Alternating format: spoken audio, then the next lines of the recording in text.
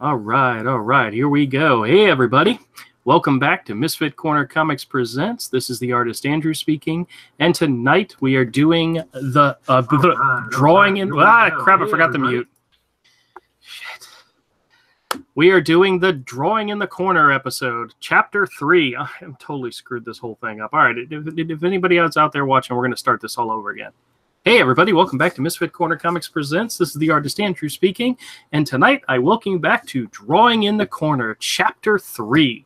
This is our drawing and quartered style live stream where I invite some artists on, and we're going to do some drawing and hopefully entertain you for an hour or so. With me, as always, is my good friend and fellow artist, Avery Butterworth. How's it going, man? See, there you go. And then we have Kodiak, who stepped away for just a second, probably to beat one of those 5 kids of his, you know? No, he's not. I'm just kidding. Hey, Burning One, how's it going? He says, hello, I'm here already. All right, good deal. All right.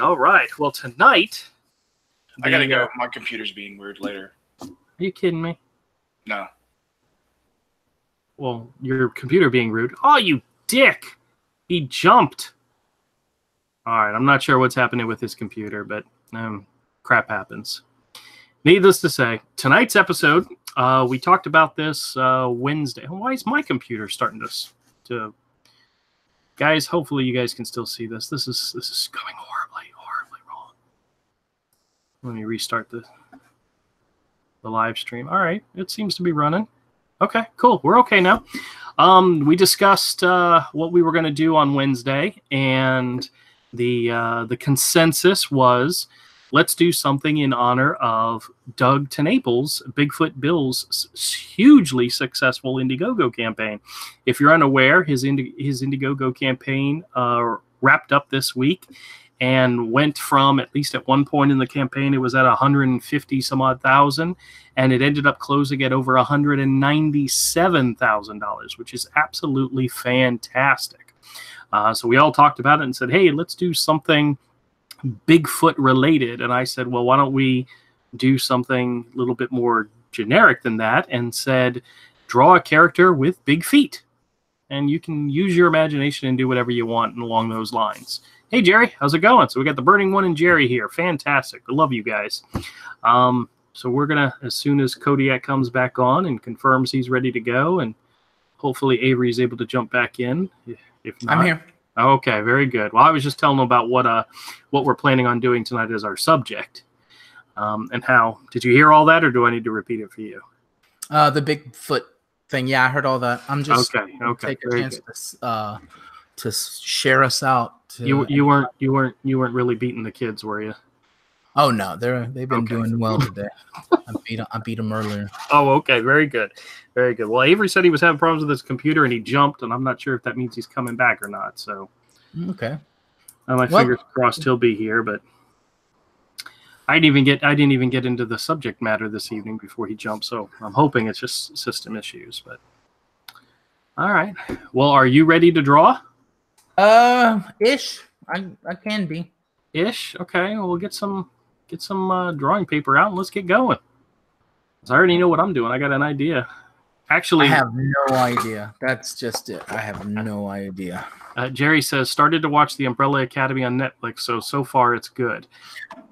Matter of fact, the wife and I watched the first episode and a half this evening, and while we're watching the first episode, I'm familiar with the comic. I read it and I enjoyed the hell out of it, especially because of Gabriel Ba's art. It's fantastic.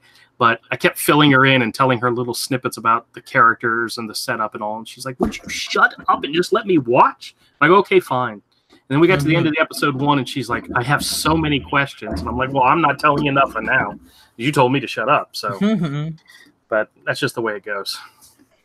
But yeah, it's actually, if it follows the first graphic novel, the story, you're in for some interesting things. We'll see. But so far, the characterizations of the characters is actually pretty good.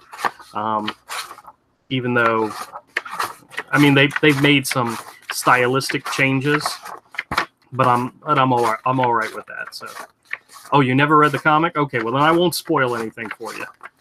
I won't spoil anything. But yeah, I've been looking forward to this because it was a very enjoyable read.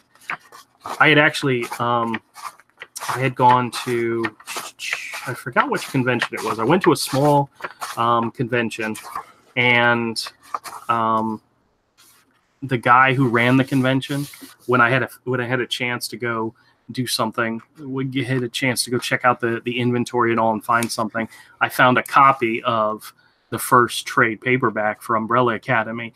And when I got to the guy to pay for all the stuff I bought, he goes, I'll give you a little bit of a discount. And I said, oh, okay, that's cool. He says, you can have this one for free. And I went, oh, the whole trip was worth it at that point.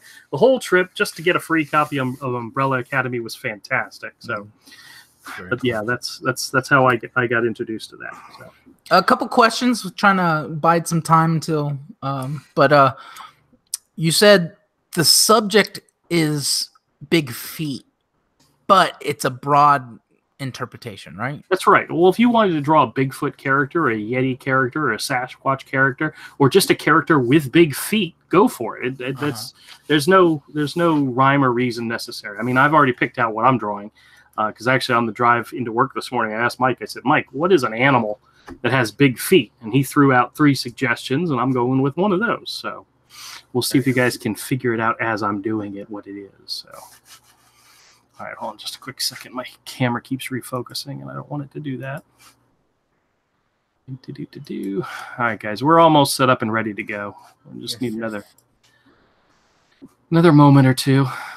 I'm hoping Rick gets in here, or Avery comes back, or I also invited P.S. Melter and Todd, and I also invited Todd Mulroney, too, but if they're not able to make, I mean, Friday is usually a busy night anyway. And there goes my recording stop. Something happened. Oh, I know what happened. I turned off the auto. Okay. Boomer moment, guys. Trying to get the camera set up. Everything falls apart. All right, hold on a second. Let me just save this real quick. So since I've been once again trying to change my sleeping schedule to where I'm up during the day and sleeping at nighttime, I've started missing all the important streams, trying to get us out there and trying to just what would that That's be all called? Well, it's funny. It's like Doug has made me a moderator, and I've only moderated for him once. I'm like, that's a good way to get not acknowledged out there. Yeah, no, that's good. Hey, Avery's back. How's it going, man? There he is. Maybe. Avery, you there? Yeah. All right, cool. All right, yeah. Kodiak, are you ready to get started? I'm referencing. I don't have any clue what I'm gonna do, and I have none of my collection of reference materials on this computer because. Are you trying to tell me you've got a collection of big feet porn that you need to see? Is that what you're looking for? I plead the fifth. I'm sure Avery's got some big feet porn. Right, Avery? No. No? Okay. You sound tired, man. Did you work today? No. No? Well, I'm going in tomorrow morning, so. I called in. Are you sick? No. Oh, you bastard, you're sick. Shut up. No, I said no. Okay.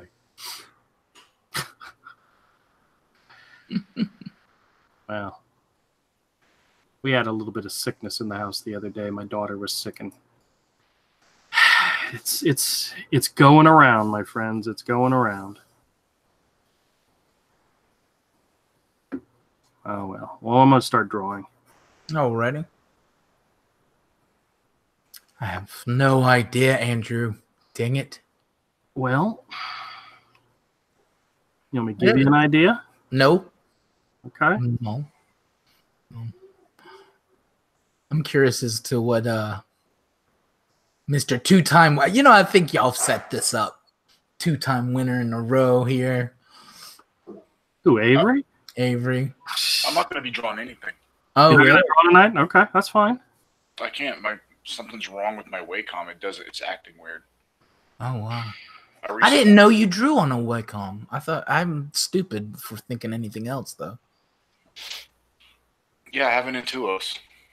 I was thinking about working my way up to getting one now that I have my office all set up. It's just a pen tab. I have to look at the screen. Oh, yeah. It's not one. yeah. It's not one that you actually draw on the tablet. No, I don't. You don't need one of those. They're way overpriced. I can't do that. I have 2 or 3 Wacom pads that people have gotten me over. Mm-hmm. They're great. That's good enough. I can't do it. You are a man of great talent.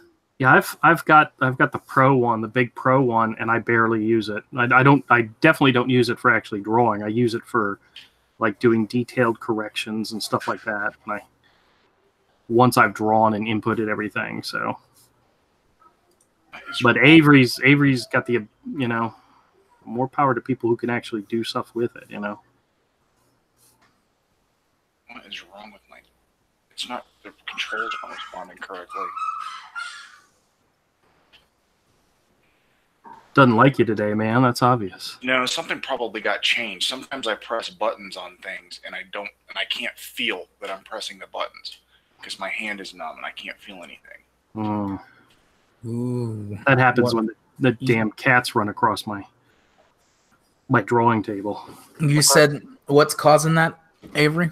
Tendonitis. Yeah. The damage, the ligaments, the tendons in my elbow are damaged.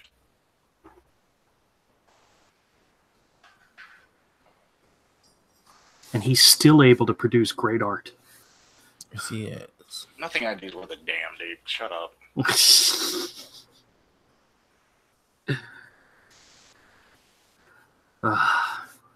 So well then you should just give it all to me. If you don't like your own artwork, I'll take it. He'll take it. No problem. So the boy took the wife and I to see Battle Angel Alita last night. No spoilers. It was good. Are you familiar with the comic, the manga? The manga nor the anime, no. I'm familiar with it. I've never. So you've never read it then? No. Okay, then you'll probably be pleasantly surprised because Mike had never read it, and the movie was going very much in tune with the manga. So there wasn't any beats of the movie that I didn't know was going to happen. I mean, it was very, very much a straight adaptation. There may have been some things that were missing, but a lot of the main beats followed the manga perfectly. And when we got out of the movie, Mike was like, "Oh man, I didn't see this, and I wish they would have done this." And I'm like, "What are you talking about? And that's when I realized he never read the story. So that's if you're familiar with it, it's still fantastic. I highly recommend it. And this is not a spoiler. You've seen probably in the trailers, there's several fight scenes, and there's several very fast moving like race scenes in the roller derby or whatever it is. They're so crystal clear that at no point do you lose track of what's happening. The animation is just so perfectly clear. It's you know how some things you'll watch and it'll blur and you're not really sure what just happened. Nope. There's no problem whatsoever. And that transformer thing. Yeah, and here's the other thing about it is I don't like to see movies in 3D because the glasses make the visuals darker, and sometimes it's harder to see. We went and saw it in 3D, had no problem whatsoever. It was beautiful in 3D. He kind of does very well with 3D movies. Well, this one's directed by Robert Rodriguez. It's only produced by James. Oh yeah, I did remember that. Yeah. I seen that the other day. I was like, But absolutely enjoyed it, loved it, and my wife is the one that wanted to see it in 3D. I tell Mike whenever we go see a movie, he says, "Do you want to see it in 3D or do you want to?" Let's do it in 2D. I knew this movie was the one that the experience was important. They took this. The 3D was kind of important to this movie. Well, it was in Avatar, so if you remember the Avatar movie. Thank you. Go play in your room, son.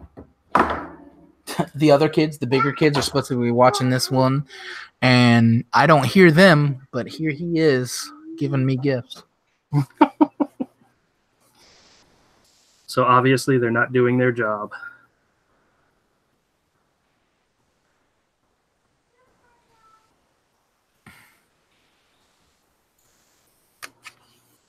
Or they're sending him in to check on you to make sure you're preoccupied, so that whatever they're getting ready to get away with, they can get away with it.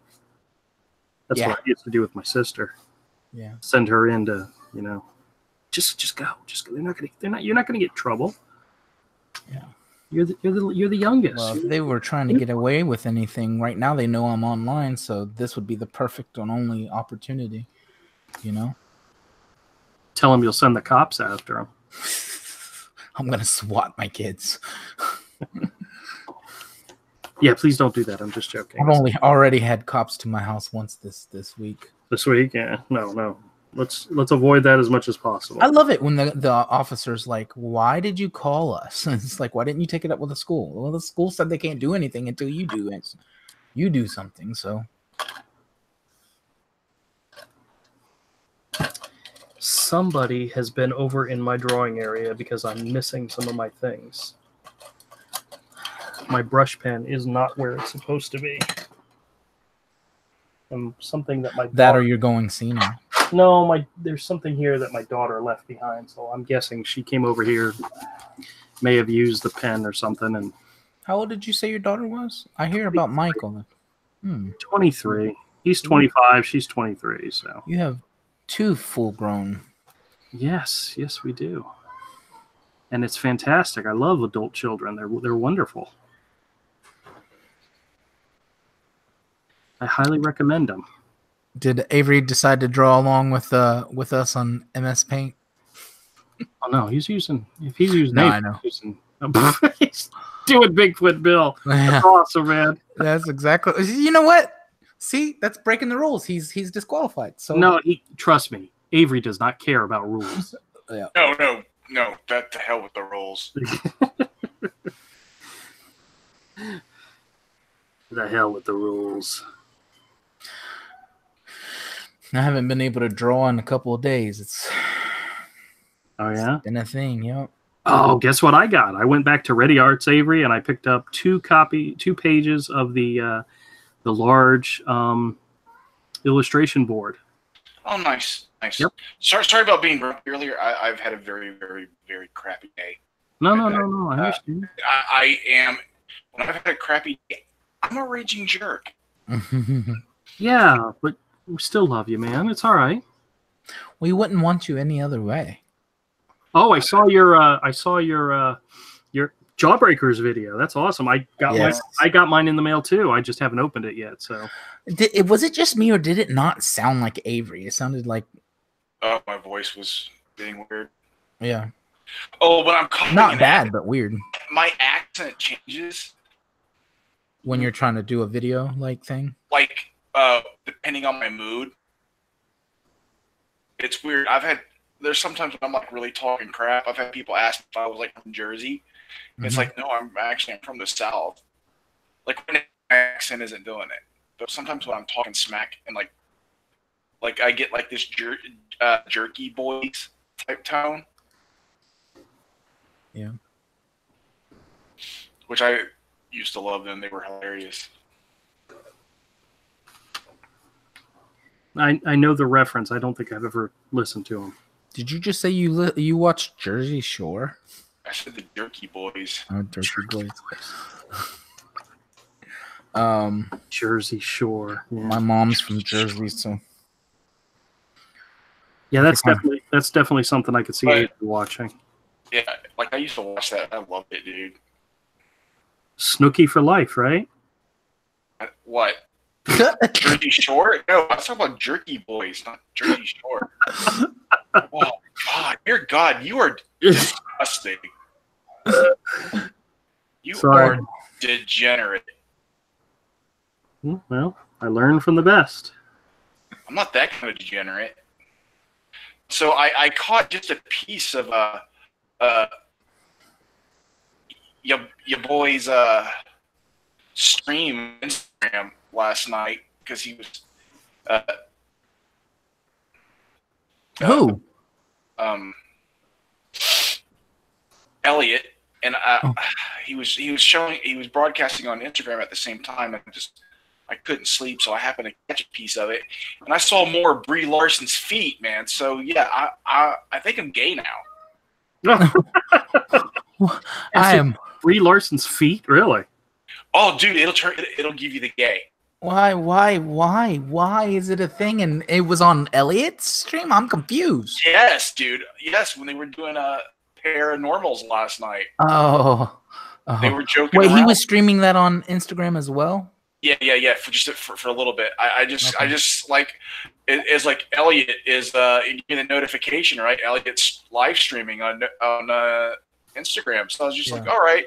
So I clicked it, and then it was just Brie Larson's feet, and now I got the gay. That's sad. He went straight past celibacy too. It's like, yeah, I like dude. Wow. So what's wrong with Brie Larson's feet? Google it. Scar yourself. I'm not Googling it. I don't listen to you guys anymore when you say just Google it. Last time I did that. It's worse than meat copter. The last time I just Googled it, I learned what blue waffle was. It's worse than blue waffle. It's probably got a little blue waffle into it. Dude, like, she needs to see a doctor. Dude, I got even more pissed when I found out that the girl that was in Edge of Tomorrow was actually passed up for Captain Marvel, and I'm like, she'd have been awesome. She's already established herself as an action hero. Come on. Oh, I know who you're talking about. Yeah. She was great in what's her name? She was great in The Quiet Place. I haven't seen that one. Oh, it's awesome. It was very good. It's a good movie. I got nauseous as hell today when I turned on the computer and there was an advertisement saying that Bree signed on for 7 films with Marvel. And I'm like, I have... Well, maybe she'll be like a Nick Fury and make an appearance every now and then. Like, he's in every movie. He's been in almost every one of them, you know? But he's never been the focus of any of them. I have a conspiracy theory. It's fresh for here, okay? Okay. All right. I don't know if you know, but a lot of Hollywood actors and actresses, especially the older time ones, they hate Marvel. They actually want Marvel to die because of the type of movies that are coming out are killing them at a box office. Like Jodie Foster, she's even ran campaigns against Marvel in those type of movies, you know? Oh yeah. Basically a Paco porn. And I can see them. They want a little...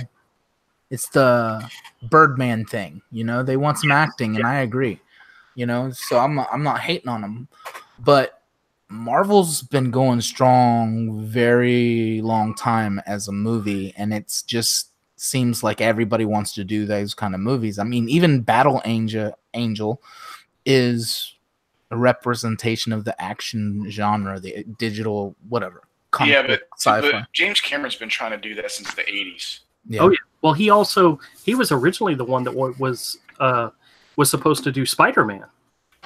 Yeah, I heard something about that. Spider-Man was attached to him for the longest time. So yeah. The only Sam Raimi Spider-Man I liked was the second one. Oh, the first one was pretty good. It was good to see, but as far as rewatch, I'm like... Matter of fact, I refused to go see it in the theater. I just wasn't interested in anything back then. It was just that young 20s period where you just kind of boycott a lot of stuff, I guess. And when I finally seen it, I was like, actually, this wasn't bad as I thought it was. I seen it. Yeah, you miss out on a lot of stuff if you boycott stuff. So no, boycott's good. Yeah, I'm boycotting Miss Marvel. I don't want my daughter seeing that crap. Oh no! I'm looking forward to seeing this. Odds are all all this stuff they're hyping up, it's probably just like Black Panther. It's not really that much of it there. They're overhyping it to be woke when it's probably Ant-Man, but with a woman. Right. Yeah, I suspected that too. Well, no, I seriously doubt it's going to be Ant-Man, because Ant-Man at least had its funny moments. Brie Larson, he just can't do funny. I just mean just a C-level Marvel movie. Because you're going to have the same people working on it. You're going to have parts that any Marvel fan any person who's fan of any movie is going to notice and say, oh, that, but. I just mean it's probably, it's more than likely probably just another C-level movie. Because most of these movies have been C-level action movies. Yeah. Which is, in terms of superhero movies, great. That's the reason they've done so well. I thought Black Panther was great. I just thought it had C-level CG. Well, I mean, mixed in with the A+. It's just like that scene where they're falling. That just took me out. That scene could have been so much better, and it probably would have been cheaper too. You know those machines that are like at some carnival type places, or it's basically a giant fan, and it gives you it blows you up, and you do like all kinds of tricks because you're like floating on this wind. Mm-hmm. They should have pulled one of those machines, green screened around it, or blue screen, whatever they do now, and had the actual act. I guess they don't even make a suit anymore, so I don't know if that'll work, but just have actual actors act out fighting while falling, and then you wouldn't have that. Basically, it looked like Daredevil. Remember Daredevil's CG? No, I watched that movie. I don't even know what. I haven't seen that all the way through. It was such a turd. Yeah, it was a turd. I've never seen I said Erectra. Erectra. Are you talking about the Ben Affleck Daredevil? Because I mean, there's been newer Daredevil since then. So yeah, we're talking the only movie there's only been one movie. No, okay. Yeah, that was a turd.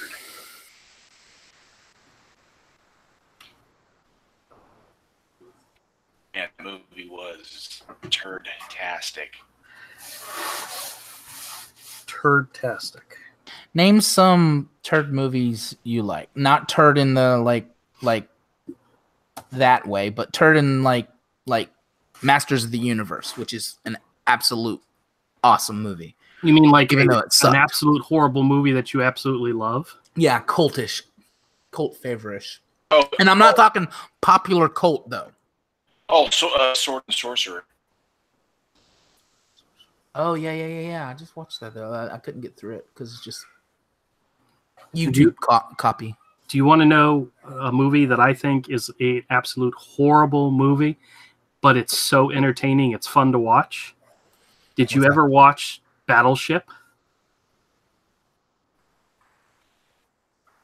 Based on the board game, the Hasbro board game Battleship. That is a thing? Yes. Had Liam Neeson in it. It had the kid that played Gambit in the Wolverine Origins movie. I always forget his name, but he was pretty funny in it. It had the guy who played the Viking vampire in True Blood, which if you're not familiar with True Blood, you have no idea what I'm talking about. First two seasons or first two, Eric, and then the third one. Eric, yeah, him. I forget what his name is. He's if I said his real name, you'd know what I was talking about. But he was in it, and it was a great movie. It was great. It was very entertaining. It was directed by Peter Berg, who's an actor, and he does over the top type fun. It was an alien invasion movie, and it had Navy, warships, and it had the Japanese and the Americans working together, and it was just a fun, entertaining movie. And it's a piece of crap, but it's just fun to sit back and watch. It's just great. So, and yes, if you haven't seen it, I recommend you go out and see it. And yes, it is a thing. It did happen, and it was based on the Hasbro board game Battleship.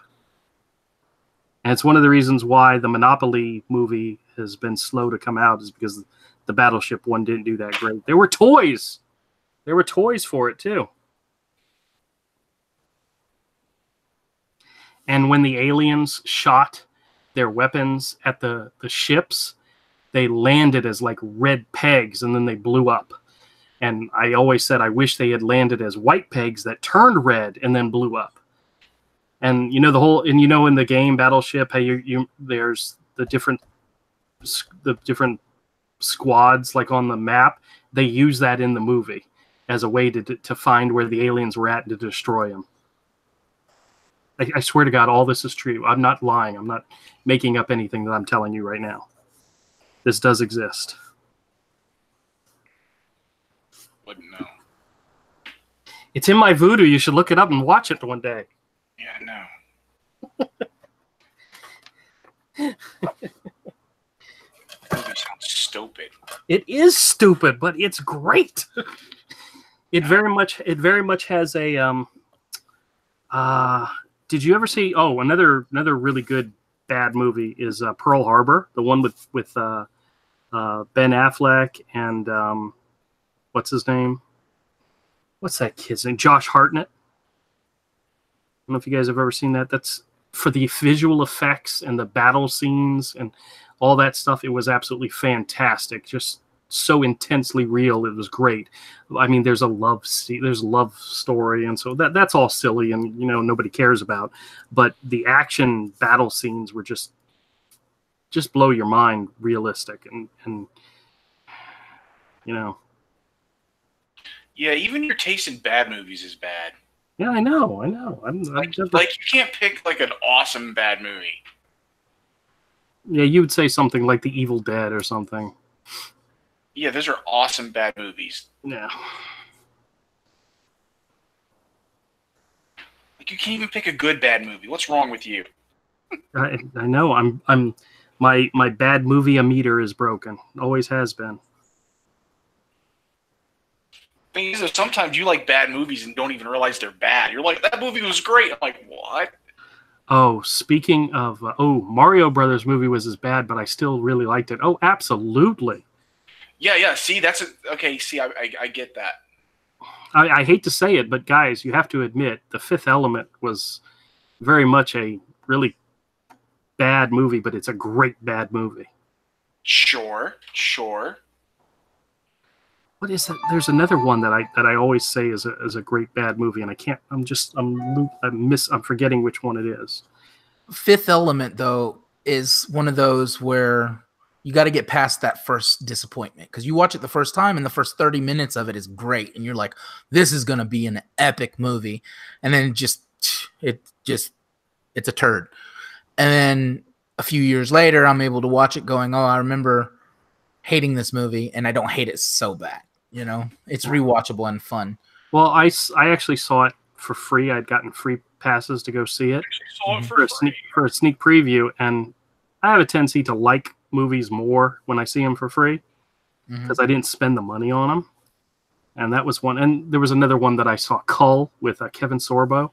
I saw that one. I saw that one for free. Bad. I've never even seen it, and I know how bad that movie is. I didn't think it was that bad, but then again, like I said, I saw it for free. So. Whoever decided to put Hercules from that gay series in that movie doesn't get it. Just doesn't get it. Well, they were trying. They were trying to do something. They were trying to capitalize on the Yep. The popularity of that stupid show. That Sam Raimi show. Was it Sam Raimi, really? Mm-hmm. Why do you think his brother was in it so much? And Bruce Campbell. I never watched it. I never watched it. My mom and sister watched it religiously. That and Xena. Religiously. Yep. Those were Sam Raimi shows. See, I never watched them, to be honest with you. His production company. Yeah. Yeah. I wasn't into him either, but I understood why a lot of nerds liked it. See, I didn't watch. No, I understand it. But I won't. I refuse to speak out against Sam Raimi. See, there are shows that were popular when we were younger that I just never watched, but I've since then watched them all, like all the Buffy, all the Angel shows. I never watched them when they were on originally, you know. I watched them like later on Netflix and so forth. So, and I never watched Firefly either. Yeah, me neither. The only thing I know about that show is watching my mom taking me to see the movie, and it's a good movie, and it held up for somebody who didn't know what the heck was going on. I've seen it once, so I seem to remember it. I remember liking it, and then only finding out that the reason I was kind of lost was because it was a TV show. Yeah, I saw Serenity without ever seeing any of the episodes of. So I was familiar with the concept and the title. I just had never watched it. Yeah. I don't like any of it. You know, I was a grown man and I thought that a Cabot was real. That what? That a Cabot was real. Who's Cabot? You know what a Cabot is? Google it. What you're talking about? Mm-mm. A Cabot, half cat, half rabbit. No, never heard of it. Well, never heard of a Cabot. Next thing you're going to say, jackalopes are real. I thought I was. Well, no, I'm not talking. Oh my God, you did think jackalopes were real. No, I got the thing that I thought it was invented by Dave Coulier. Oh my gosh. Don't look up bunny rabbits online. You find butt plugs for some reason. Yeah, you ought to know. I'm finding it right now. You ought to know. Dave Coulier. I don't think he gets that reference. Oh, you know the Alanis Morissette song, You Ought to Know? Yeah. Rumor is the song's about him because he was hitting that when she was 16. What? Go. Well, I don't know about that. Coulier was like in his late 20s, early 30s or something. Because Alanis Morissette was a teeny bopper pop star before she. And he's from Canada. And he was. That's the rumor. I don't know if it's true. It might be completely false. Right. That's Do you remember? Did you ever get the rumor that Marilyn Manson was the kid from Wonder Years? Remember that one? Oh. Remember that? I never heard of it. That's funny. Yeah. You remember the friend from, he was the kid, not Fred Savage, but the friend. Yeah, the buddy. That's funny, but it's not true, but it's funny. It's not true because there's been pictures of him out there before. Well, no, yeah. And there's pictures of him now. He looks nothing like Brian. But there was also a rumor for a while that the guy from which anybody who would have actually been not a teenager would have known better. But there was a big rumor that the guy from Sugar Ray, Mark McGrath, was when they just that first year and they were having hit after hit or 2 hits, whatever it is, but they were big. That he was Vanilla Ice. That Vanilla Ice had reinvented himself. There was a lot of people that believed that too. No, there's an old episode of Beavis and Butthead you can find that has Sugar Ray back when they were trying to be a metal band. Yeah. And you can tell it's not Vanilla Ice reinvented. Yeah. No, you have to be a stupid kid to fall into these ones. Oh yes. Oh, did you? But they're entertaining. Oh man, I'd never heard that. But that's entertaining. Yeah. It's pretty good. Spicy. All right, now I'm absolutely sure my daughter was at my desk screwing around with my pens. I can't hold my brush because there's a Copic marker out, and I don't know where this came from. Oh, it's time to beat the show ring. Uh-huh. Oh, I don't look there. I just found my brush pen. It was in my cup of pens. And of course, I'm kidding. Andrew's daughter can beat him up. I can't get myself to. What did you just say? Nothing. Oh, I'll rewind the video. I found out what you said, motherfucker. I said, I'm just kidding. Andrew's daughter could beat him up easily.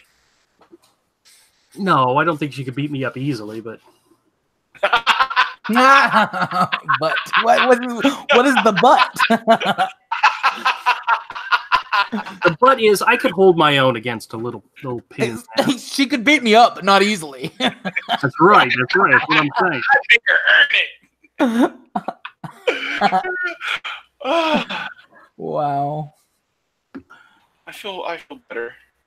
Well, good. Oh, it never ends. Not with me, my friend. Not with me around. Oh, did you, by any chance, go over to IndieCron and check out the upcoming releases and see that Hero is listed there? Yeah, it looked good job. Okay. By the way, we're launching in 2 weeks. So anybody out there that's interested, 2 weeks from now, 2 weeks from from today, we will be relaunching the Hero Book 1 full IndieGoGo. Yeah. We're working on a brand new wraparound cover. I'm working on an additional backup story that's going to be in there, which I'm going to be working on very, very shortly. Dude, this should be a $30 hardback. Well, like he keeps doing things, and I'm like, raise the price then. Well, I mean the minimum, the smallest price that's going to be available is going to be $25. So. And it may or may not come with a sketch. I haven't decided just yet. You know, I wouldn't do it. It's when you see how much Mike is having to basically almost virtually stop drawing to send all this stuff off. What's going to happen when it's time to send all this stuff off and you have to juggle work and you got like 10,000 books to send out? Dude, we're not going to have 10,000 books. I know. But what I'm saying is that's the goal. That would be nice. That's the goal. Here's the deal. If it got that big to 10,000 books, he could easily afford a fulfillment service. Yeah. Or he could rent warehouse space. That's 10,000 would be the kind of numbers where I could quit my job. He could probably quit his job, rent a warehouse, and then we could go cranking. We could launch the one for the second one as soon as it was done. Yeah. And he could keep cranking out number 3, and I could finish number 2. Yeah, I'm not quitting my job anytime soon. No, but 10,000 is that kind of number. That's yeah, I know. I'm not even thinking about that. No, but that's life changing. Odds are we'll be lucky to meet the goal. We will consider the goal is to do more. We will consider it a success if it's funded. Yeah. And we are setting the goal higher this time, so it's going to be higher than last time because we're going to put a lot more extra into it. So, we're not done we're done playing around. Now we're serious. So I wasn't on the show. I had brung it up in chat on John Dillard, and somebody had mentioned something I wasn't aware of, that you guys had planned a relaunch day. I knew you was getting ready to, but I hadn't got the info. And John Diller's like, yeah, by the way, tell him, meaning you, I finally got that thing and sent it off to him. I have no idea what that thing is, but John Dillard has.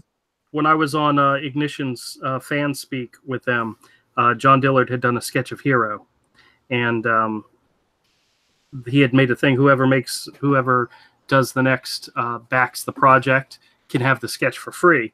And it was P.S. Melter who actually was the next one to build. So I owe him the sketch, but Dillard was sending it to me so that I could make a scan of it for a future book, but then to give it to P.S. Melter. So yeah, that's what happened.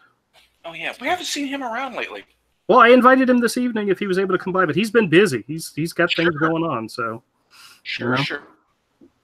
I'm not mad at him. I just no. I miss him. He doesn't have new baby excuse like Todd does, but I mean, Todd has a new screamy thing. Is that what they're green called? colicky? What are they? The little screamy things. Bambino. Devos. Parasite.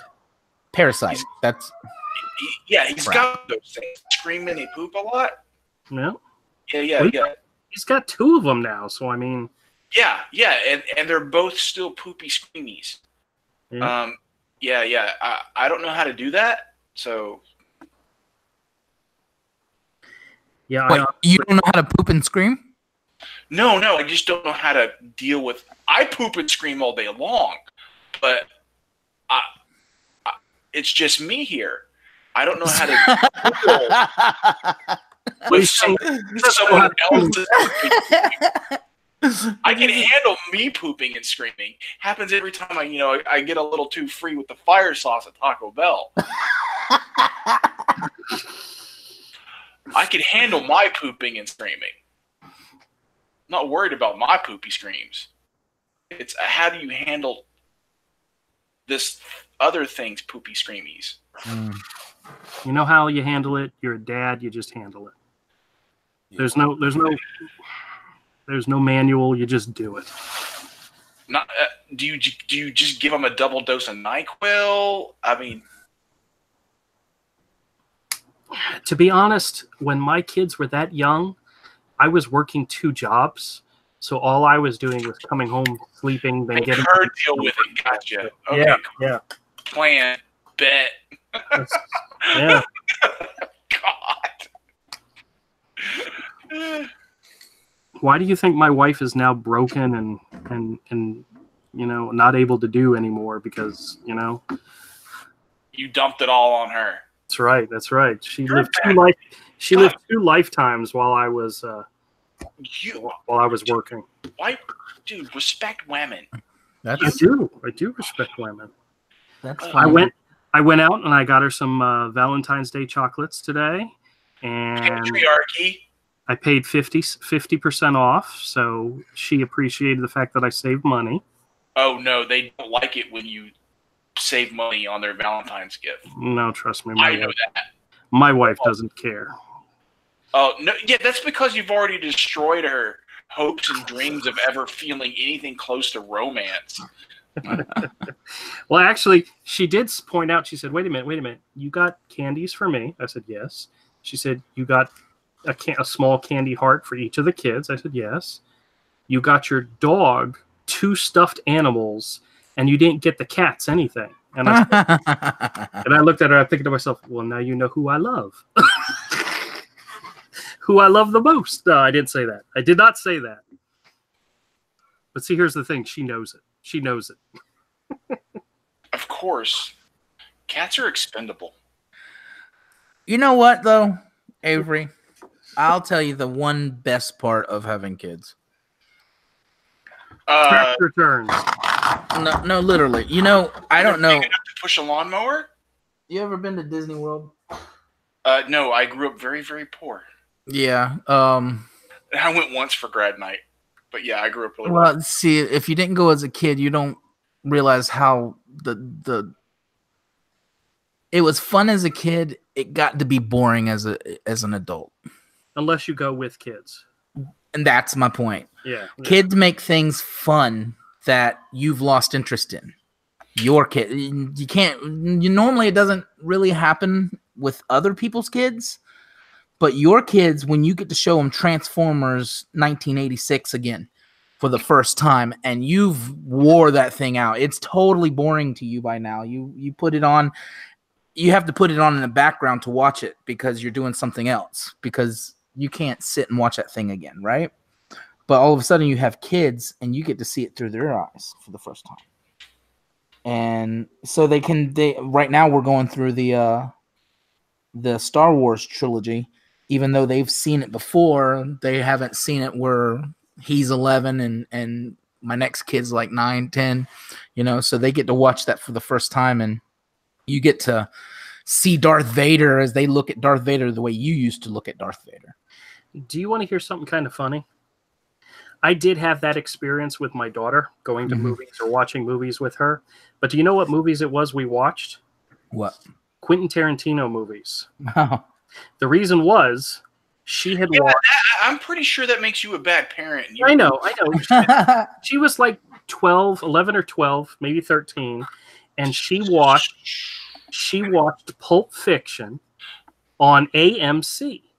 And I said, absolutely not. You do not watch Pulp Fiction on AMC because they edit out all the good parts. You got to sit down and watch it with me. You have to sit down and watch it with me, and we'll watch the whole thing from start to finish. And we did. And then after we watched that, I said, now you have to see what came before that. So we sat down and watched Reservoir Dogs together. Yeah. And then we went to the theater and saw Django Unchained and The Hateful Eight in theater, and we watched a couple other Kill Bill 1 and 2, and I spent quality time with my teenage daughter watching rape scenes. Tarantino movies. Ouch! You're missing out the point. All those movies, Tarantino movies, usually have rape scenes, male rape. There wasn't a rape scene in Jackie Brown. Oh, okay. There wasn't a rape scene in Kill Bill. Oh, yeah, never mind. It didn't actually happen, but it was going to happen. Yeah, you're reminding me all the reasons I cannot stand Quentin Tarantino. Well, he's supposed to be directing the next Star Trek movie. Rape scenes and foot fetish scenes, every movie. Yeah, but they've lost Chris Pine as Captain Kirk, so it may or may not happen now. Oh wow, I didn't know that. Yeah, I'm starting to realize I'm going into my second. What is it when you kind of go you turn a deaf ear to all kinds of things, most things media? I'm getting to that point where it's like, I've got an idea for a movie pitch. Tank Heist! No. Here's the pitch. Nice joke. Back in the whatever era it was that they did nuclear testings out in the Arizona desert. I don't know exactly when it was. You know how they were setting off explosions and doing nuclear testing? Well, one of those nuclear tests, actually the test that they did, what you find out later in the story is that they weren't tests for test sakes. They were tests in order to cover up the fact that they were destroying something. Very much like the Godzilla movie where they said all those South Pacific nuclear tests were them trying to kill the beast and not tests.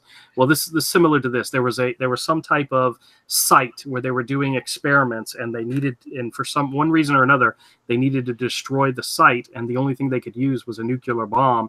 So what they did is they let off other nuclear bombs around the country in different areas, and told everybody they were doing testing, but what they were actually doing is they were covering up the fact they were destroying this facility. Okay? Now you fast forward to today, and the border wall is being built in this one area of Texas or Arizona or wherever it is, and the cartels are like, we've got to dig a tunnel underneath the wall before it's completely finished. Otherwise, we're going to lose our access. So they've got these guys in there digging day and night, 24 hours a day. They're digging and digging. And then all of a sudden, one day they're digging, and all of a sudden they push through a wall, and there's like an elevator shaft. And they're like, oh my gosh, what's going down? What's going on? And some of the guys are like, well, go in there and find out what it is. And whatever was trapped in this underground bunker that was destroyed back in the 30s or whatever has been sleeping or hiding, and whatever it is has now been awoken. And that's as far as I got. And it's super woke. That has nothing to do with being woke. Sounds woke. Whatever. See, everything is woke. He doesn't like anybody's ideas. It's gotta get woke. Yeah, well, whatever it is. Oh, that's been woken up. That could be the name of the movie. I like my ideas. They're pretty good. That could be the name of the movie. Woke. Whatever it is that was down there, they woke it. That's pretty funny. That's troll. That has got to be your next comic book. That is Comicsgate comic book. That's good. So I like trolling. Avery, I love the idea, man. We've got to do this together. Hey, wait, I was thinking it's either like Cthulhu monsters or zombie plague, whatever. It doesn't matter what it is. It has to be something horrible and nasty, but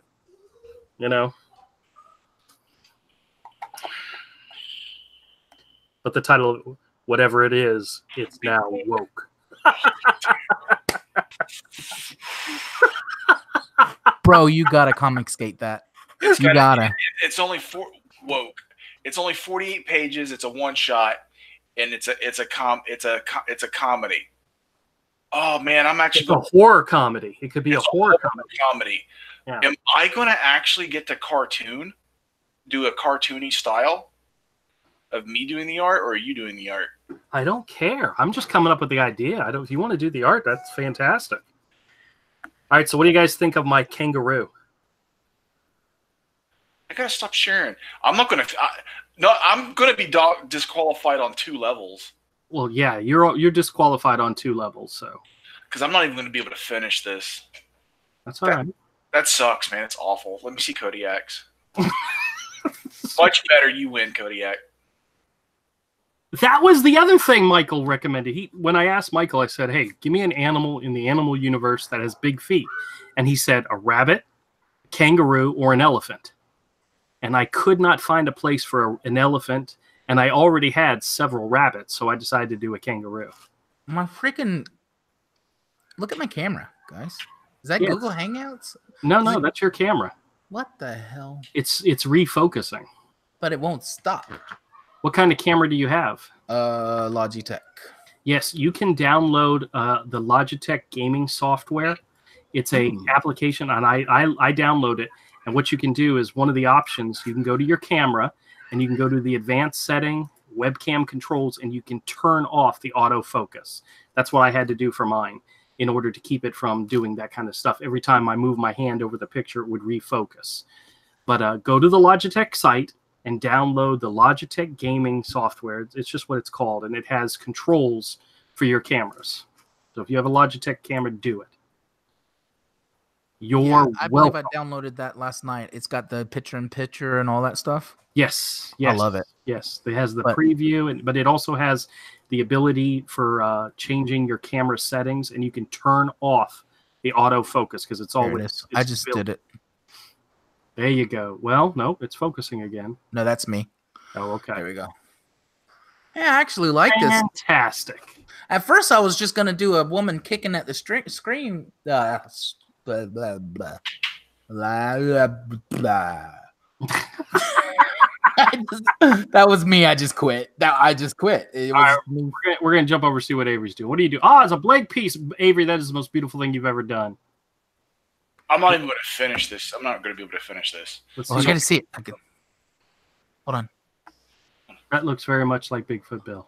Oh man, you got to send this over to. Oh my God, that is so gorgeous. No, you should finish it. It's good advertisement if you Twitter it and send it to Doug. Yeah, I might finish it, but I'm not going to be able to finish tonight. So I'm going to do a quick drawing of Brie Larson. Yeah, do it. God. Here's my quick drawing of Brie Larson. Are you going to draw her feet? It's true to life. It's going to be accurate. So are you tracing a photo of her? Is that what you're doing? Yes, I'm tracing a photo of her.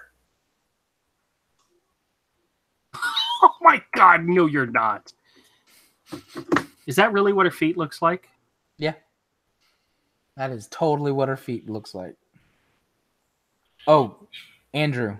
Yes, I have this awesome beachfront property in Arizona. Oh, okay. And I'll make you a great price on it. Well, to be honest with you, I was looking forward to buying a bridge if you had one of those. Yeah, I do also have a bridge. Oh, that reminds me. I got to show you guys something. Something neither one of you would probably ever pick up. But in the latest issue of Young Justice, I wanted to show this to you guys and see what you thought. Avery, are you almost done? Avery, get woke. Go broke. Good job, Avery. All right, guys, focus on me for just a second, okay? Do we have to? Latest. This is important. This is all of us here in the stream understand this. None of you in the chat will understand this, but in the latest issue of Young Justice, it flashes back to several weeks ago. Jacksonville, Florida, Atlantic Coast High School, weeks ago. This is actually, it's supposed to be taking place in Jacksonville, Florida, which there is an Atlantic Coast high school. So, I mean, that's kind of cool. Wow. But here's the funny part. Who is that character? This is Wonder Girl, and she's facing off against The Sparrow. yeah. And then she sees in the background this old man, and she realizes, oh, crap, I know who it is. Well, it's Zeus. It's her grandfather, Zeus. Mm-hmm. So she goes to meet him, and it's got the this isn't the Buckingham Dames Point Bridge. Dames Point. It's got the Dames Point Bridge in the background. Cool. I'm like, that's so cool. And the reason I know this is the Dames Point right away is you'll notice at the top how it's got these inverted or facing each other triangles. Mm-hmm. My wife always called it the Bikini Bridge because it looked like bikini tops. But the artist didn't know that there's only 2 of these pillars, and he drew a 3rd one in there in the background. Mm-hmm. That's bad art. It's bad reference. Bad. Nah. But yeah, it was funny that this issue took place in Jacksonville, Florida. Well, you know what that tells me is he didn't exactly trace it. Now, that's true. How long has Wonder Girl looked like that? Oh, for a while now. She's been the short. So you're telling me not only is Miss Marvel, Captain Marvel bad, it's also derivative as hell. Because that looked like a book I wouldn't mind reading, but it also looked like it owns it a little more. Yeah. And one of the things I think is funny. Hey, D, how's it going? Her costume is a bit of a play on the older Mr. Marvel. This issue or this series is written by Brian Michael Bendis, and Brian Michael Bendis actually has family that lives here in Florida. The reason I know that is because at one of our local comic book shops, he actually stopped in and was just checking out the comics when he was here visiting relatives. Cool. And our comic shop go, hey, you're Brian Michael Bendis. Wow, yeah. And found out that he has family that lives in Northeast Florida. So the fact that he put Jacksonville in this issue is pretty hilarious. It Brian Michael Bendis that has a tendency to attack Comicsgate? I don't think he said anything about Comicsgate, to be honest with you. He doesn't like us, but he tends to. He's one of the smarter ones that just doesn't say anything, you know. Yeah. You know, but yeah, they all hate us. You all know that. They all hate us, but that's okay. I think there's certain people that would come running over here, and one of them is Richard freaking Pace. If he wouldn't, he's trying to stay within their good graces because he knows he likes to draw those nudie women. He knows he likes to draw all those stuff they hate. So the second they get wind of him, he's out of there. Richard Pace and Ethan used to be friends. Yeah. Until Richard Pace went and started saying personal stuff about him, he will never be part of Comicsgate. That's not what I was meaning. What I was meaning is that, what you said about what I was saying is there's a lot of people that would be.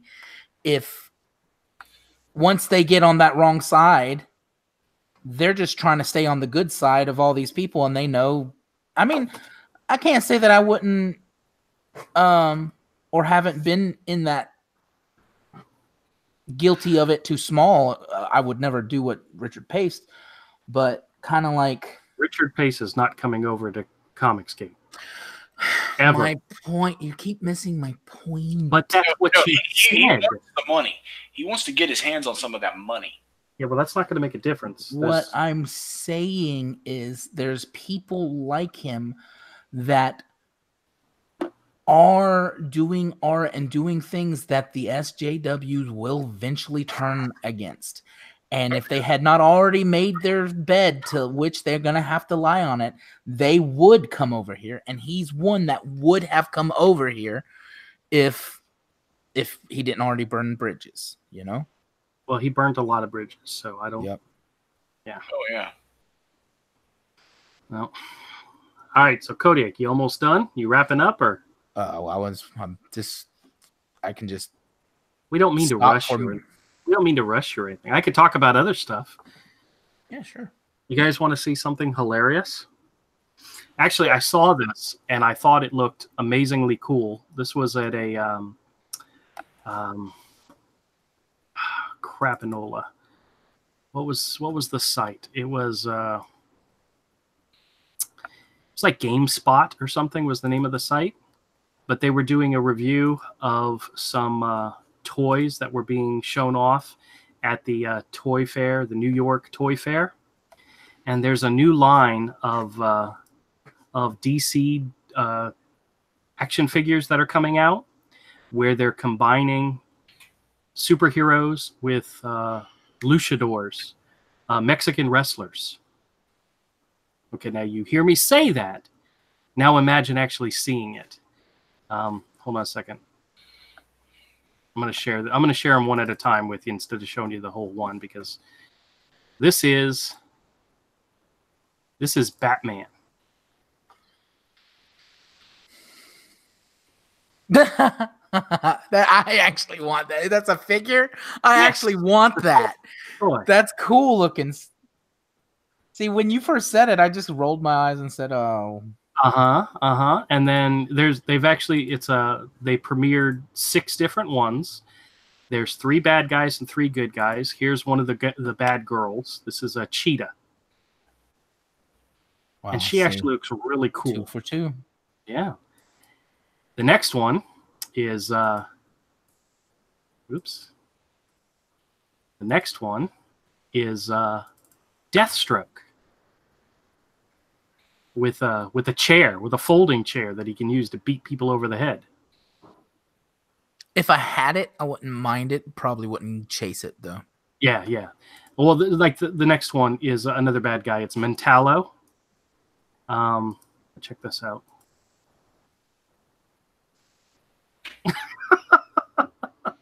He looks really cool as a toy.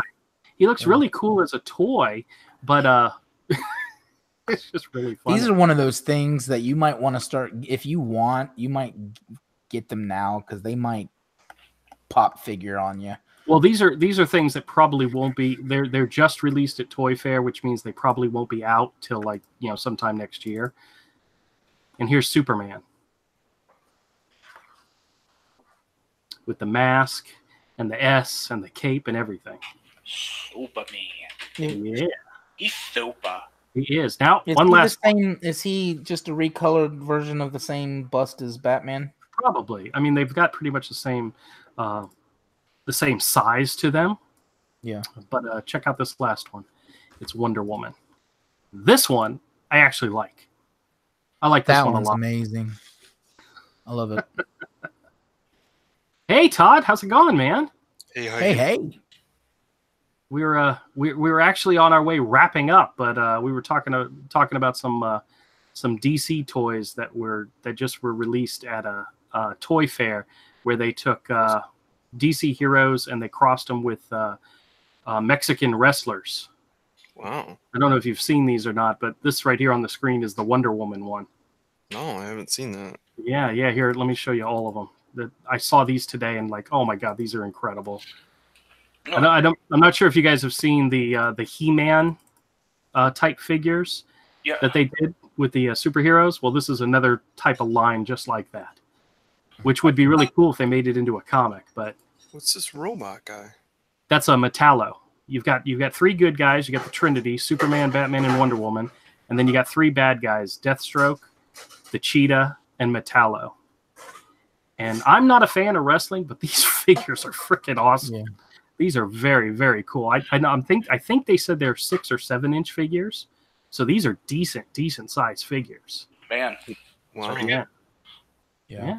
I saw those on Facebook earlier today. Oh, you did? Oh, okay. Yeah, that's where I think somebody shared a picture of it. That's where I went to it. So I was just cruising through real quick. Yeah, I'm not a huge fan of wrestling, but I can get into it every now and then. But some of these are absolutely fantastic. I've never liked the Mexican masked guys, but these now, like I said, I wouldn't chase that one unless I had all of them, and that was the one because seeing them together like this, it's pretty dope. It's pretty dope. Well, I think Cheetah, Wonder Woman, and Batman and Metallo are all fantastic. I think Superman and Deathstroke are kind of, there's not much to them, but those other 4 are kind of like throw-in characters. Yeah, well, it's really sad to say that about Deathstroke and Superman. You'd think those would be really high up there, but the other ones are just, I mean, the Cheetah, just wow, I love that. Yeah. Yeah, Superman and Batman look like the same bust, the same like just swapped. Yeah. So how's it going, Todd? How's it going? I'm doing pretty good. I So like what you- you guys are. Everyone's drawn here. That's awesome. Oh yeah. Tonight's theme was characters with big feet, in honor of Doug TeNaples' Bigfoot Bill and his success with his IndieGoGo. So, we tried to do something original, and as you can see by Avery's, he just went straight for doing Bigfoot Bill. So in other words, he fails. So fails Yeah. completely. Oh well. Have any of you guys ever read any of Doug's stuff? Oh He's yeah, got a lot of stuff out there. Creature. I haven't. It's just I was a big fan of Skull Monkeys and Earthworm Jim as a kid. Yeah, Yeah. I actually had a copy of Creature Tech, which is the one that he recently re-released through Image in full color. I had it when it was still black and white and gray, and it was fantastic. It's awesome. But that was actually, because I was never into the video games. Creature Tech was my first exposure, into Doug TeNaple. I mean, I had heard, when you look at it, you say, okay, this is the guy that created Earthworm Jim, but that's not where I knew him from. I knew him from Creature Tech. So Yeah, I read something not that long ago that was really, really long, and I was really surprised, how he carried this story. It was about cardboard.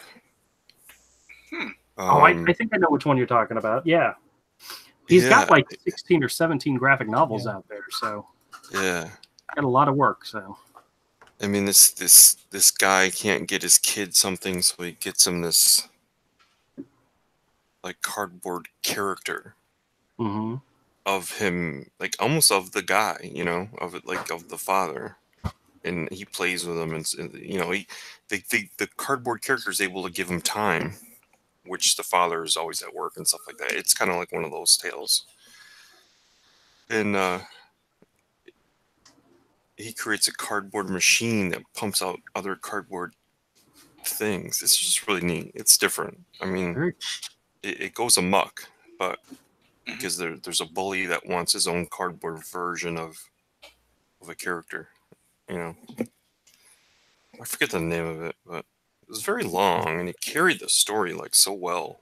You would think, I mean, I think it ended up being one of those things that Scholastic Books carries. And you would think the age group would be like, man, this is just super long, but it was pretty neat, That's interesting. I wanted to get a backlog of some of his books. yeah, this is the cover to the book, and it's called Cardboard. Yeah, there it is. Yep. Oh, it's available at Target. That's You know cool. what? I'll look for it at Target if next time we're there. Tommy Source Rex. I'm familiar with that one.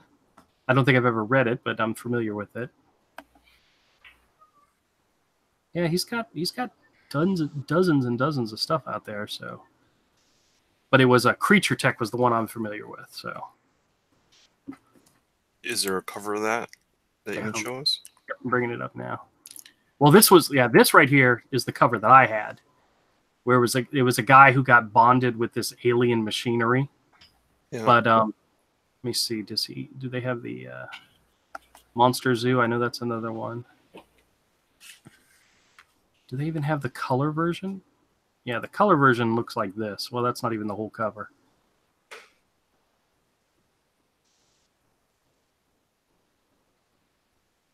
Ah, there's his ugly mug right there. You should skip that. Nobody wants to see that. What's that? He looks like a bomb pop, a rocket pop. Yeah, but he's got a rat on his shoulder. I mean, come on. What's that all about? Did you see him with the blue beard? No, I saw the video pop up, but I have not seen it yet. I thought that pink hair actually looked like his personality, but then he went and looked like a rocket pop. I was like, my people. I just want you all to know that there is not going to be any hair dyeing stretch goals. I'm sorry, Andrew. If you get anywhere close to what Doug TeNaple did, you better dye your hair pink. That is completely impossible for unknowns to get anywhere close to him. No. I tell you what, I'll make you a deal. If I get to 100,000, I'll definitely dye my hair pink. That is a done deal. Oh no, you can't be derivative. You got to figure something else out. Me and Andrew's here to totally make sure that you get nice and embarrassed. You mean you and Avery? What did I say? You said you and Andrew. Well, you do a pretty good job of it. Jesus, Kodiak. I mean, good God, man. Oh, I had to. Let me see if they've got the Man, list. I suck at inking. Well, that's a part of learning to get good at inking. Before you get good at anything, first you have to suck at it. I've been sucking for a while. It's time to move past the sucking. It takes a long time, dude. Dude, it's not easy. It's not overnight. It takes years to decades. And the pace is different for everyone. Yeah, I just spotting my blacks and then finding the whites to bounce off of it. It just Kodiak, there's not a single artist out there that we know that was good as soon as they rolled out of bed the first time they picked up a pencil and started drawing. Yeah. You know, nobody was good when they first started. Everybody sucks, dude. Some of us still see that would make me feel better. Some of us still suck. Look at Andrew; he's working on his third graphic novel, Hero. Yep, he still sucks. That was what I was gonna say. Is that don't make me feel better? I've been drawing for 20 years, you know. But I guess I did take a 10-year break. You did take a 10-year break, so you kind of reverted in some ways. You took a 10-year break. Quit crying. Yeah. Yeah, Avery's been on a break for, going on 13, 14 years now. I know, dude. I'm awful. Trash. So, Todd, what you got going on? What you got happening? I'm currently just finishing up a page of Graveyard Shift 2. Oh, nice. That's right. Congratulations, man. Wait, Grave Shift. Thank you. Oh, okay, yeah. Yeah, didn't you know he won? Yeah. Don Malin's call for an artist for Graveyard Shift Volume 2. Todd was the winner.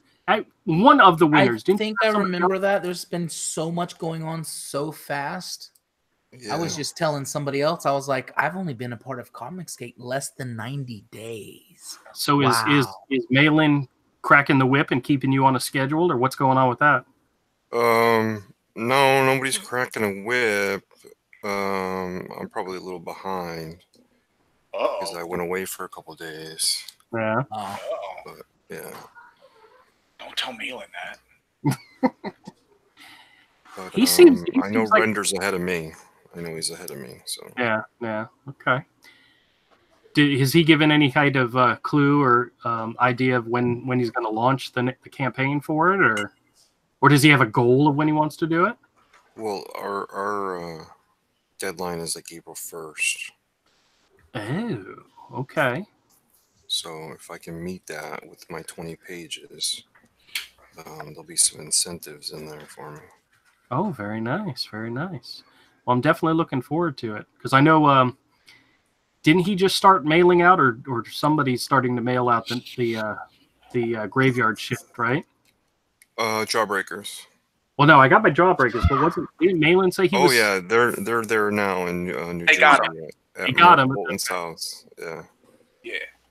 Because I remember liking a picture of a bunch of boxes inside the house. You know. Got him. Yeah. Yep. I got my Jawbreakers.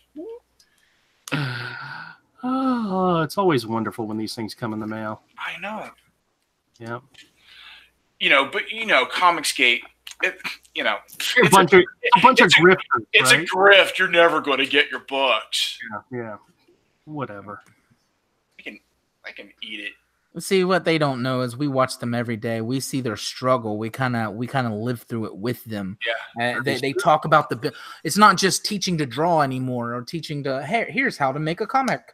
No, it's here's the business. Here's what is this term we use all the time in the industry? Oh, that's here's what evil crap I'm having to deal with today, We see that as well. Yeah.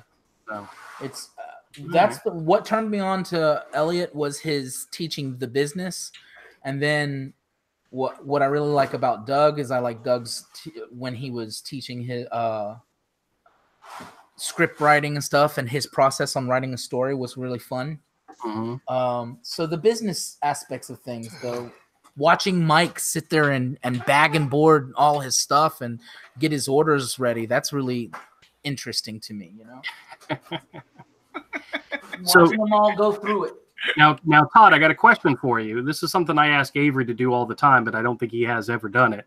Are you making videos while you're working on the project, even if you're not sharing them? Are you making videos that you can at a later date share? No, I'm not actually. Or I didn't think of that either. Yeah, that's a good. Yeah. So I know you probably can't show anything, and that's perfectly fine. I'm showing. Oh, you are? Oh, okay. Yeah. Oh, well, hold on a second. I'm switching over to you then. Hold on, I'm on the white box. Stop sharing. I find it real interesting that you do everything in red. Red's your color that you. Something happened. Something happened to that poor lady. She's one of the. Yeah, there's a bunch of dead bodies that are in this area of something that happens. I don't always use red. Well, it depends. If there's like a fight going on and it's two characters, I'll use red and blue so that I can work them both out. But do you use different colors for different characters or different layers, or? I do sometimes when there's like overlapping bodies.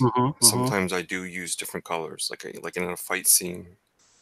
You know, I'll make sure that one character is drawn in one color and the other characters drawn in another, so that that I can see their relationship to each other proportionately, you know, and figure it out a little bit. But the reason you see a lot of digital artists use red, because of how it looks on the eyes, because we're dealing with a backlit device. Right.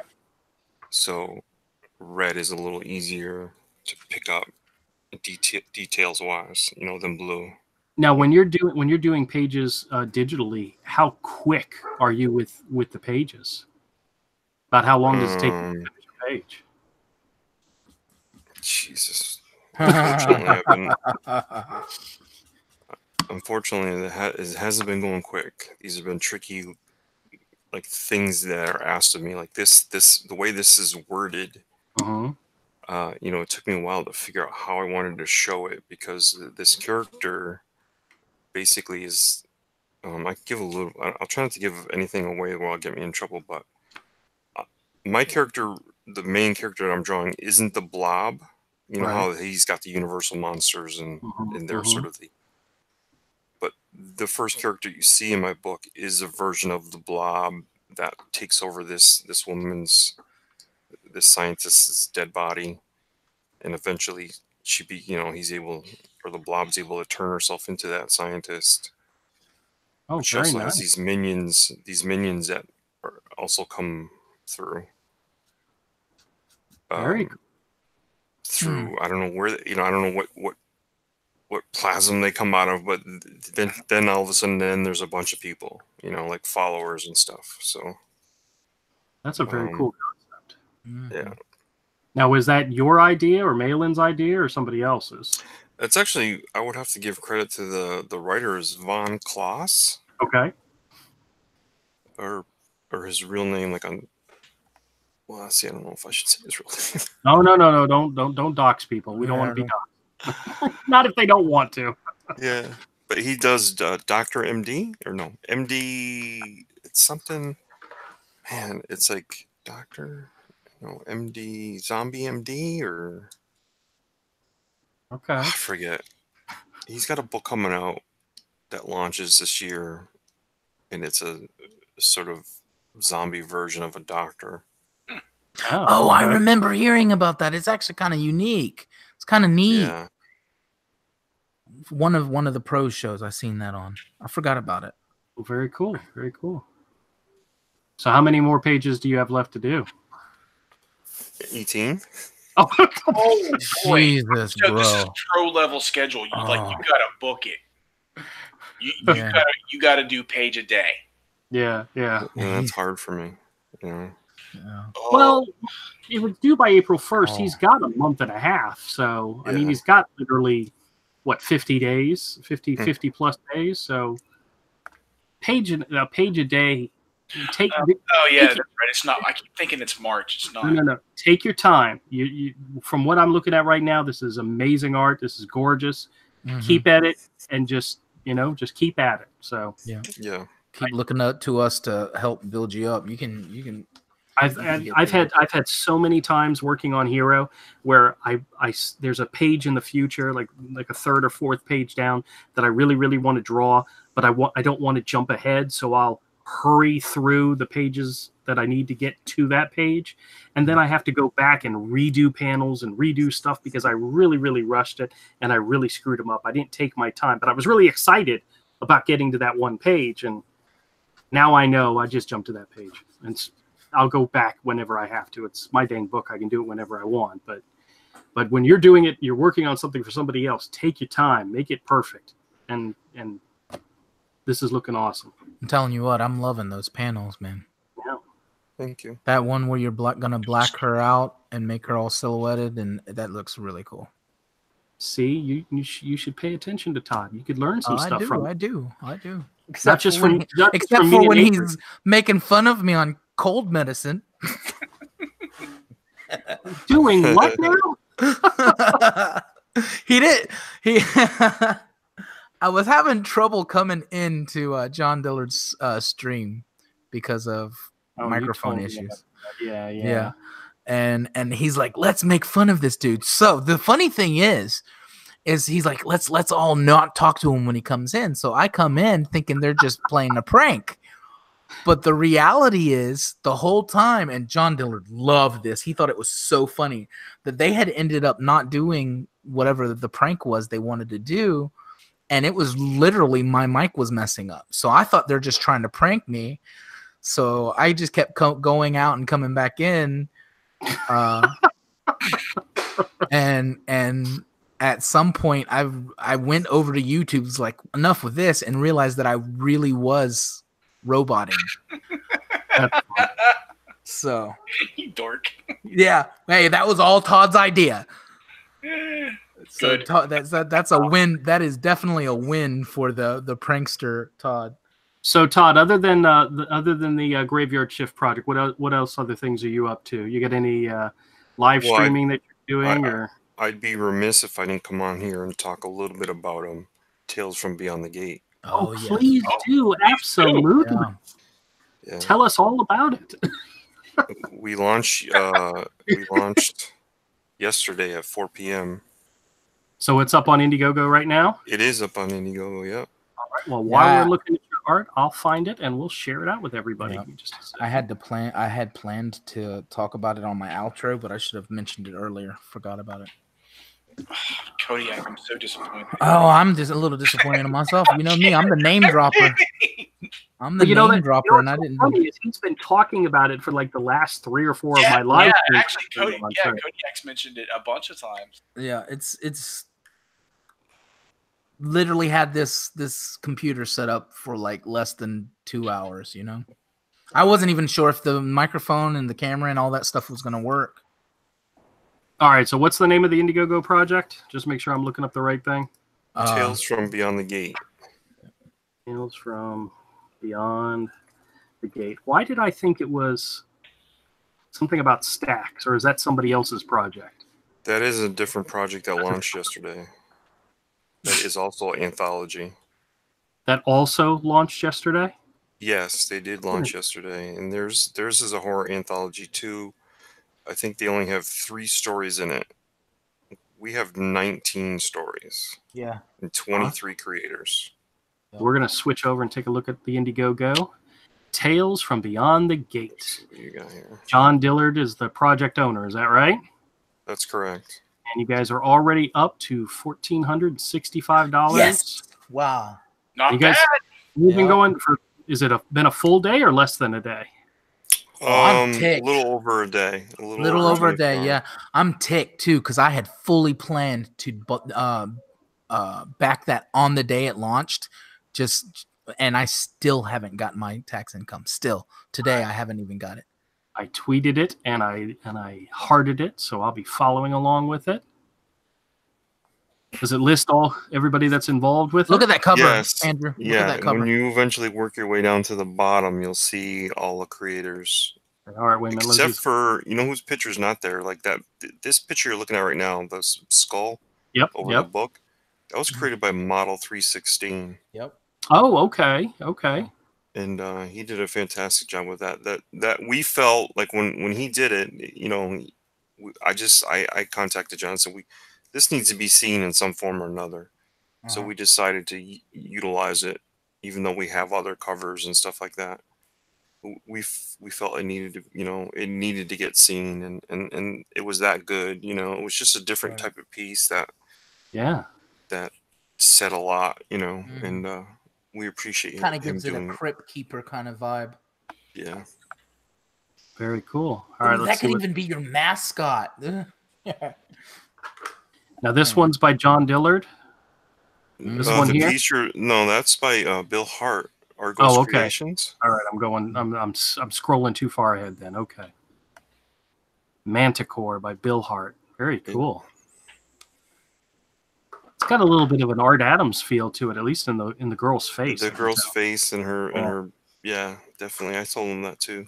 Yeah, definitely can see that. And then we have Lydia by John Dillard. Yep. Very nice, very nice. Forbearance by John Dillard. So Forbearance is in this. Yes. Very, very cool. That I know he showed me almost every page he had available on that and told me the story. It's very cool. That's the thing I was telling Avery about, is very reminiscent of some stories you'd get in heavy metal. It's like. And then we have La Llorona. Dang, how many stories is he doing? He's doing 3. I got 2. Tomorrow's Extinction by Jay Potts. Very cool. Very cool. Oh, I like the silhouette in the background in this one. With the mammoth and very cool. And we have Horrors at Hayton by Eric Weathers. Horrors at Hayton. Hayton, okay. There's a very scary looking beast in there. And then we have Savage. Yeah, that's Eric Weathers, by the way. Oh, which one? The Beast? Yeah, this one. No, the hair. Yeah, that's right there. That's Eric Weathers. Okay, very cool. Who's also the guy who letters all of the mail-in books and some cautionary comics. This ship that made waves across the. Savage. And that's the guy who did Apollo Chariots or something that didn't fulfill, you know, didn't make its goal. Yeah. But we spotted Kevin and brought him in on the project, and hopefully he can get some, you know, recognition. Yeah, I've seen the blue. I'm sorry. The whole time his campaign was running, he's one of these guys that has to go out into the an oil field and watch the perimeter and stuff like that. So he goes out for 30 days and comes back or whatever. And so he couldn't be, you know, he couldn't really prop up his own campaign. Wow. Even though it had excellent art, you know? Yeah, there's so much to putting stuff out there and getting people's attention by seeing it. You've actually got to get it out there. You've got to constantly, and trust me, we've learned this. You got to constantly remind people and push it and send out tweets and send out reminders and send out notifications and join people's live streams and have people on your stream and talk to them. And you got to constantly keep doing it while your campaign's running. So the fact Todd's here tonight talking about it is a prime example of what I'm talking about. I've seen the blue pencils on that ship right there. It's phenomenal. I like before you scroll up, I like, because I'm sitting there looking at a ship and I'm looking at the piece. This is a piece that makes you take in the whole thing at the same time, or at least for me, that's what I'm noticing. And then as I'm starting to break it down, I'm seeing that the planet, its land mass is just Warshacked blacks, right? And it just tricks the eye to make you think something's happening down there, and nothing's really going on down there. I just love this picture here. Very cool. Very cool. Well, let's move on to the next one. Anastasia by Muttman. Is that a pseudonym? I What sure if his hope name really was Mutt Man? He needs another N on the end of his name. that would be a very cruel parent, to name their child Mutt. Look at Mutt Lang. And they had the book was called Hero, Hiro something. Oh, okay. Yeah. Yeah, like the Japanese name. That's our Yeah. that's our IndieGoGo dark twisted version of ourselves, right? We're the hero, we're the kid-friendly hero, and they're the dark, mature hero with an IR. Oh. Yeah, I know. Never mind. Okay. And then we have Count Rorschach by Todd. Oh wow. Yeah. Now how Look much at of that this art. be in color? Because I see some of it's color and some of it's black and white. Is the Yeah. whole thing color? No, the whole thing won't be in color. Some of the stories kind of lend themselves better to black and white, but there'll be some. It's a little more than I would say half is in color. Okay. Well, if half's in color, you got to print the whole book in color. You might as well, throw some color into some of the pages. But I mean, yeah, some artists do only imagine their work in black and white and gray. Isn't that right, Avery? You're a hack. And they make they cause I love how he threw that shot at you, Andrew. they cause such headaches to anybody that comes in afterwards and tries to color their work. No, really, you're awful. Yeah, I know. This story is written by Mike Barron, by the way, the Count Rorschach story. Oh, very cool. Very cool. Now, how long is this story? It's 6 pages. Oh, okay. How long did that page take you, Todd? She's from pencil to color. Kodiak Todd. 5 days. Todd is a professional. He's lying. He got this done in 30 minutes. Okay. And if you can't maintain that, you just need to quit right now. The inking, like the penciling and inking of it, is really just like 2 days. D wants to know if you had to draw wolf milk for Malin. I haven't had to do that yet, and I'm not really. It's not drawing the wolf's milk that's the problem. I have to drink it at some point, I guess. Yeah. All right, let's move on so we don't. There's always bear gravy. Yeah. Oh, the house did turn it. I like the house. Nice. Oh, Manny's Good Dog Press's house there. Yeah, he fretted about the house. It's not too bad. I definitely like that the bottom panel with the silhouettes. That looks great. Very nice. All right, let's see what else we have. We have Rabbit by Pixel Trader, which looks just like the title page. Yeah, he's shown us some of the art, by the way, and it looks great. But he wasn't not ready to show. Finished. Yeah, okay. It was just in pencil form and stuff. So. Is it about space? No, I would say no. What is Valentine? Oh, that's a free story that you can actually click on and go read of a cat. I don't know if you guys are familiar with Cat. I know you are, Kodiak. Yeah. Yeah. Oh, yeah. She's an artist with very simple, clean style, and her story is something we were giving away free. It'll also be in the book, but it's something you can go read. Very cool. What the hell, man? You let Nasser in?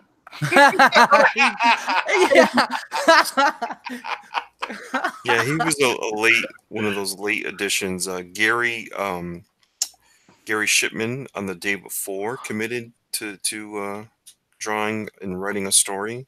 Yeah. Nasser was probably a week ago. He committed. Well, J Potts is done with his, or almost done. So he committed to doing a Nasser story. I swear to God, that's the only picture of John Malin online, and I swear it's got to be 20 years ago. That's got to be a 90s picture. Well, supposedly I was listening to one of Ethan's streams. Malin's up in his neck of the woods right now, and they're planning on getting together. So we may just get to see him in live and in person. I could see Ethan doxing him. That's a hilarious picture of Mike Barron. That's just so sad. And Mike's a real nice guy. I don't know if you guys do interviews on this show, but he's a good interview. Oh, okay. Well, nice maybe reach out to him. You never know. Yeah. Well, very cool. Well, this is fantastic. Hey, everybody out there, if you have not checked this out, this is Tales from Beyond the Gate. It's currently up on IndieGoGo, just started, and now is a fantastic time to get in there and get in there early and help promote these guys and back them if you can, and share the links, share the love, Twitter, Facebook, all that good stuff. But definitely go by and check it out because it looks fantastic. Fantastic. Oh, I do like this little skull with the TBG on it. That is awesome. Very nice. Yeah, we went back and forth with different logos and sort of imprint type things, and we kept coming back to that. So estimated delivery September, huh? Okay. Very good, very good. What is, if you had to pick one, what's your favorite not reward, but what's your favorite tier so far? I like the 2 books for 55. Yeah. Yeah. I think that's a really, I don't know if people want to buy a gift for somebody or whatever, but that's a lot of value because this is over 160 pages already of story. And we also have a thing here where you can do fan art and stuff like that. So it's going to be a pretty thick book. And our cover cost is not that high, so getting 2 for $55, that's a pretty good deal. If you wanted to buy one for someone else, or have one that you beat on and one that you preserve, you know what I mean? Yeah, sure. Yeah, excellent. All right, so I'm looking at this Patron of the Arts tier, $200 plus shipping. At this tier, you will not only receive the Tales from Beyond the Gate graphic novel, a T-shirt, a high-quality print poster, 2 3-inch logo stickers, but also an 8x10 original black and white art commission from one of the artists on the choosing, including the prose, of course. Oh, wow. Did it say of your choosing? Yes. So if I pay $200, say I want a sketch from Ethan, he'll do it. I believe that's correct. Really? All right. What? Yeah. Will he draw anything you want him to draw, or will he? Does he draw? They probably have something they go like. No, I think he'll draw whatever you want him to draw. Oh. Avery, this could be my way of getting a hero sketch by Ethan Van Sciver. Wow. I might be willing to do that. Wow. You're such a putz. Yeah, I know. That's actually smart. A smart move if that is, 1, gets hero the recognition you need, 2, gets you some original art by Ethan Van Sciver, and 3, has Ethan Van Sciver drawing hero. So yeah, absolutely. All right. Well, I'm gonna stop sharing now, but everybody. So I'm glad you did that. Thank you. Appreciate you. No problem. Oh man, no. I might have to clip that out and make it a whole separate interview. Consider it the interview with Todd Maroney's section. Cool. Oh yeah, you got another video out of that. That's right. There you go. So excited. All right. Well, guys, I see something there that I didn't go. Ooh, that looks neat. Let's take a real quick opportunity to look at everybody's drawing for the night, and then we're going to have to wrap this up because both Avery and I have to get up and go to work early in the morning. So So let's go ahead and start with our reigning champion, Avery Butterworth, and see what he's drawing. You want to show us your entire sketch? Dude, that looks so awesome. It's nowhere near done. But it looks fantastic. But is he at a drawing table? No. He's at an easel with a brush, gonna paint with his foot. Painting with his foot. Oh, that's amazing. He's got one leg kicked up and he's holding the brush with his toe. Oh, I get it. How funny. Sorry. Oh wow. I swear to you have got to color his beard blue and his hair pink. No, don't listen to Andrew. Don't listen to Andrew. Don't. All right. Well, this is a fantastic sketch, Avery. Thank you so much for contributing. But you lose. I don't care this evening because you lose. You lose. I quit. If I don't win, I quit. All right. Now we're gonna switch over real quick to take a look and see what Kodiak wrapped up over here. Kodiak wins. You lose. What? You know what I imagine looking up at the screen where I can see both ours? This is This is my character versus your character. That's right. That's right. And my character's going to kick your butt because mine has swords. No. I just want Andrew to lose on his own show again. It's only be the third one in a row. I mean, it's not a big deal. I'm used to it by now. Well, I shouldn't have inked it. I should have left it in the blue. No, dude, you did good. You did a good job there. Now, what's in the background? Just some random. Okay, it looked like a burning tree or something. That's why I was asking. Yeah, kind of just some okay Frazetta-inspired tree stuff. Very good, very good. Nice job. Yeah, Thank yeah. you. And then we switch over to mine, which is a samurai karate type kangaroo. I know exactly. Which is awful. Which is you are a hack. Oh man, I know it's so bad. Hold on, just a quick second. All right, It's really good. I know who won though. who won? Todd won. Todd won.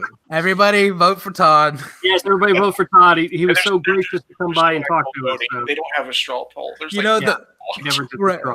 We you haven't know got- it's like whose line our voting is like whose line and is it anyways anyway. So No. This is the modern day. We're all winners. yeah, Everybody- There you go. get your trophy. we get a trophy just for being here. Yay! Nobody's fifis get hurt. Isn't a fifi the thing in prison you makes when you're like lonely? What? Fifi. Is your A feelings? A what? A fifi is a prison term for a male device you make. Like you can turn it inside out so that it has a nice tight hole, and I'll leave it at that. Wow. Oh, he's making this crap up, Abe. I know. I've never heard It's prison. Just use your cellmate.